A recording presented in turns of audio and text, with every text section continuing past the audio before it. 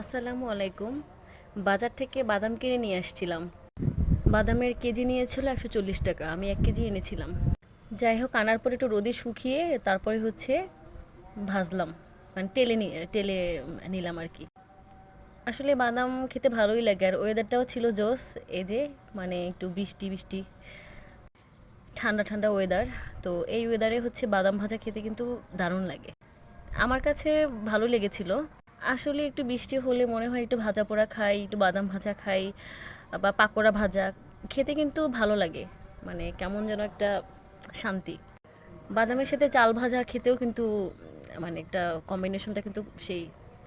আমি বাদাম ভাজছিলাম, আর আম্মু একটা তুলে দেখাচ্ছিল হচ্ছে কি না। তো ওই তো, কাঁচা ছিল, হয়নি। দেখুন বাইরের ওয়েদারটা কতটা সুন্দর ছিল।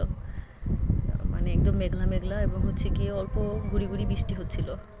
ভালোই লাগছিল, হালকা বাতাস আর ঠান্ডা ঠান্ডা আবহাওয়াটা ছিল। এ কদিন খুবই গরম ছিল। যাক, ভালো থাকবেন সবাই।